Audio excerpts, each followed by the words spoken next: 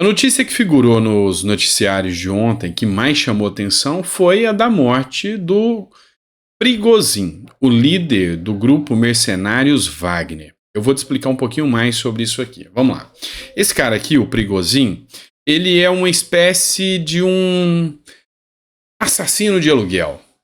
Ele tem um exército de aluguel. É o que a gente chama de mercenários. Quem pagar mais, ele agia por essa pessoa.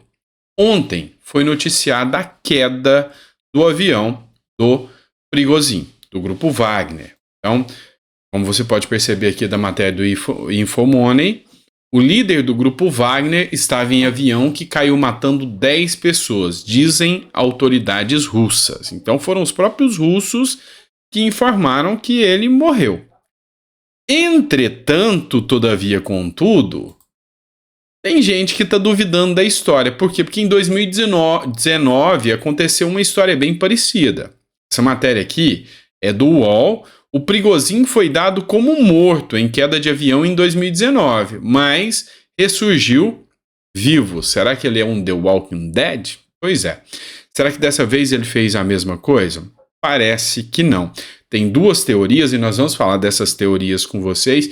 E tem um problema aqui. O Brasil tem uma coisinha ligada a isso, ou seja, o Brasil está meio que envolvido no meio dessa história. Eu vou mostrar para vocês o que se trata, do que se trata. Lembrando que Lula hoje é conhecido como um parça, considerado um grande parceiro do Putin, que é o presidente da Rússia. E vamos lá, vamos entender o que aconteceu aqui também, porque tem um detalhe que eu tinha esquecido. Esse cara aqui, que é o do grupo Wagner, chamado Prigozhin, tá? Prigozhin é o nome dele mesmo. Tem gente que acha que esse é o apelido dele, Perigozinho. Não, é Prigozhin mesmo, tá? É o nome dele. O Prigozhin, ele é um mercenário, como eu disse para vocês. O cara atua na base do quem paga mais. E ele sempre foi um aliado histórico da Rússia nas guerras que ele agia. E aí, o Prigozhin se virou contra o Putin, esse ano ainda foi noticiado isso, e tentou tomar o poder, tentou dar um golpe, só que teve retaliação e o Putin conseguiu, digamos assim, botar moral, né? Botar moral no caso aí, e o grupo Wagner sumiu. Só que agora o pessoal está falando que essa morte do Prigozhin foi por vingança do Putin. E aí é que entra a história. Dá uma olhada. Matéria do grupo IG, pelo Telegram, o grupo Wagner, que é o grupo onde o Prigozhin atua, que é o grupo de mercenários, ameaçou vingança. Tomaremos o Kremlin. O Kremlin é onde o Putin fica. Canais do Telegram supostamente vinculados ao grupo Wagner alertam sobre as consequências após a morte de Yevgeny Viktorovich Prigozhin. Olha que nome é esse, mas tá bom. E aí o que acontece? Agora o grupo Wagner falou, não, agora a gente vai partir para cima do governo russo. E aí é que a teoria começa a crescer. Será que não foi a Ucrânia que derrubou o avião do grupo Wagner para que eles achassem que foi o Putin e começassem a brigar? Porque aí agora a Rússia está na guerra com a Ucrânia, vocês sabem disso. Vai ter uma guerra paralela, porque de um lado vai ter a Rússia guerreando com a Ucrânia e do outro o grupo Wagner vai partir para cima, ou seja, uma briga interna, porque eles são infiltrados dentro da Rússia. Eles estão lá dentro. Vai ter uma briga interna lá dentro da Rússia. E com isso, a chance da Ucrânia levar a melhor é maior. Você entendeu? E a ameaça deles, como eu disse para vocês, é de tomar o Kremlin, tá? É partir para cima do russo, do Putin, com tudo. E aí tem gente especulando que isso aí foi uma estratégia do Vladimir Putin. Só que aí, como eu disse para vocês, tem uma jogada nessa história que liga ao Brasil. Por coincidência, mera coincidência, o avião que o Prigozhin tava é um avião brasileiro. Pois é, um avião construído pela Embraer. Matéria da Infomoney. Embraer, cujo avião supostamente transportava Prigozhin, diz que está em conformidade com as sanções à Rússia. Ou seja, teve uma discussão aqui sobre a questão do porquê a Rússia está utilizando o avião da Embraer. E aí começou as especulações do alinhamento do Lula. Será que Lula não facilitou esse acesso a esse avião? Só que o Prigozhin já tem esse avião há muito tempo, não passa de especulação. Só que há sanções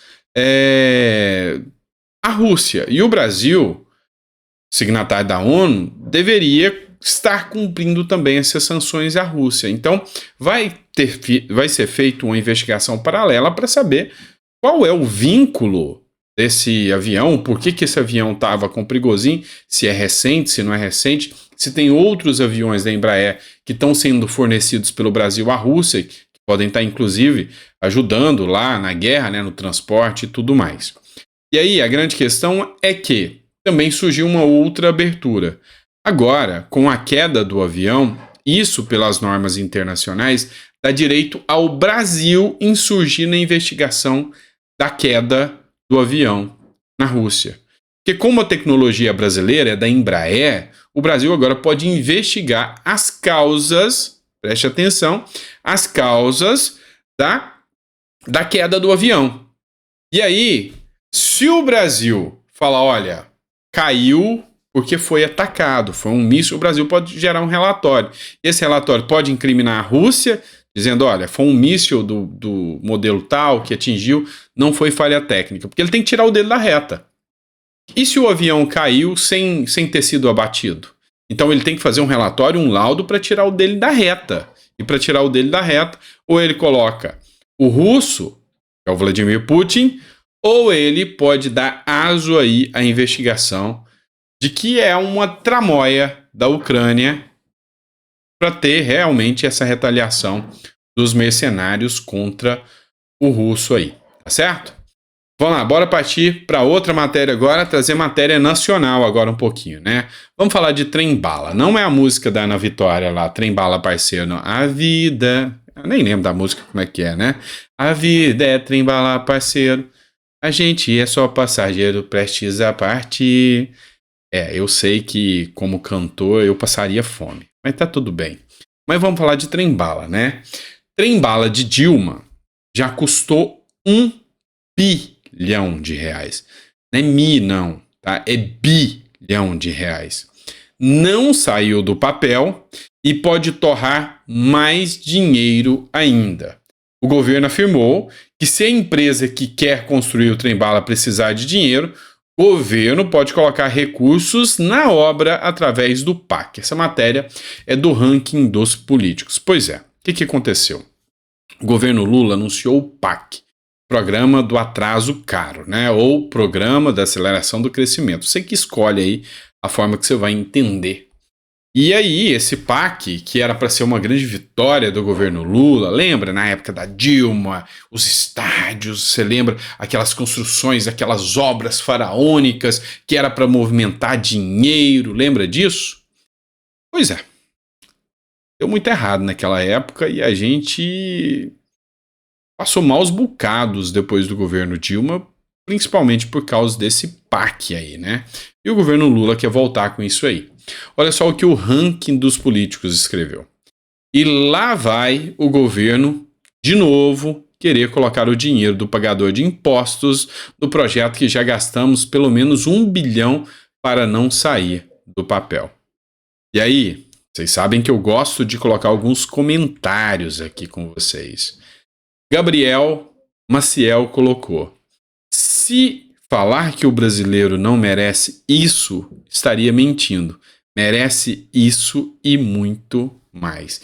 E o duro é que esse aqui é um sentimento que muitos brasileiros têm, né? Muitos brasileiros pensam realmente, não, mas o brasileiro, como pode ser burro desse tanto, como pode ter uma mentalidade dessa para colocar aquelas mesmas figurinhas carimbadas, aquela mesma turma, sabe? Aquela turma do mensalão, petrolão, enfim. E aí muita gente vem com essa mentalidade. Realmente o brasileiro parece que merece essa bomba toda, né? Mas vamos lá. Vamos acompanhar tudo isso, tá certo? Grande abraço, pessoal. Fica com Deus. Espero que vocês tenham gostado do nosso editorial de hoje. Opa, errei a câmera aqui. Espero que vocês tenham gostado do nosso editorial de hoje. E a gente volta daqui a pouquinho com mais conteúdo para vocês. Grande abraço.